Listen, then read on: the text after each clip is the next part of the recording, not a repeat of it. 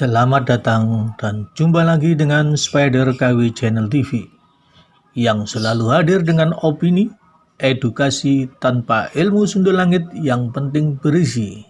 Agar channel ini dapat lebih berkembang, bantu like, share, dan subscribe semumpung itu masih gratis. Assalamualaikum warahmatullahi wabarakatuh. Jokowi memang beda dengan presiden-presiden sebelumnya, atau kalau boleh dibilang gak ada aliran darah biru-birunya. Sebelum menjadi wali kota Solo, namanya tidak pernah muncul dalam media-media nasional. Artinya Jokowi tingkat pergaulan dengan tokoh-tokoh elit di Indonesia sangat minim sekali saat itu. Bahkan dalam pendidikannya tidak tampak gelar yang panjang, hanya ada gelar IR di depan namanya yang menandakan lulusan S1 dalam bidang teknik. Cuman itu aja. Bahasa Inggrisnya pun standar minimal dan gaya hidup keluarganya terkesan sederhana. Karena waktu sebelum menjadi pejabat gak ada koleksi mobil mewah dan rumah mewahnya. Karena itu saat menjadi presiden periode pertama, rakyat menyambut antusias, bahkan merupakan euforia saat pemimpinnya adalah representasi dari golongan rakyat yang seperti pada umumnya. Pemimpin yang akan memahami segala permasalahan yang dibutuhkan oleh rakyat dan arah kemana Indonesia akan sesuai dengan sila-sila yang terkandung dalam Pancasila. Namun berbeda dengan beberapa elit politik yang beroposisi dengan Presiden Jokowi. Mereka selalu memframing dengan hal-hal yang sifatnya menjurus personal, bukan kebijakan yang memperbaiki dari pemerintah sebelumnya. Jokowi hanya seolah pemimpin boneka dan hanya perpanjangan tangan dari para penguasa yang ada di belakangnya. Lontaran yang demikian acap kali kita dengar.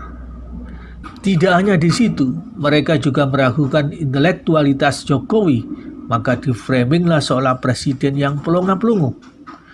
Namun berhasilkah semua itu untuk menjatuhkannya? Ingat kasus Papa minta saham di Freeport. Itu sangat merendahkan presiden yang seolah meminta saham, dan kenyataannya sekarang justru saham Freeport yang dikuasai Jokowi. Bahkan pelakunya nggak tanggung-tanggung, ketua DPR, dan sekarang meringkuk di penjara dengan berbagai kontroversi soal fasilitas di dalamnya. Di sini ketegasan Jokowi sudah teruji. Kebijakan BBM satu harga yang dulunya tidak berkeadilan selama 70 tahun adalah bentuk dari intelektualitas dan keputusan berani Jokowi yang tidak membuat Pertamina merugi, bahkan semakin untung.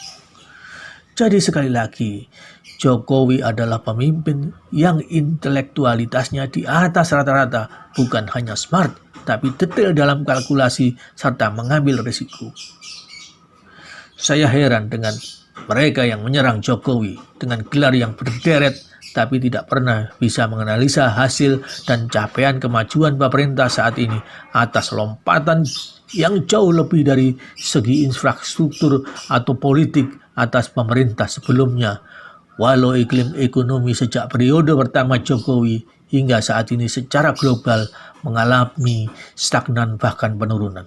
Bahkan dengan prestasi Jokowi yang demikian, suksesi 2024 mengalami kekosongan karena nggak ada lagi calon yang bisa disejajarkan dengan prestasi beliau.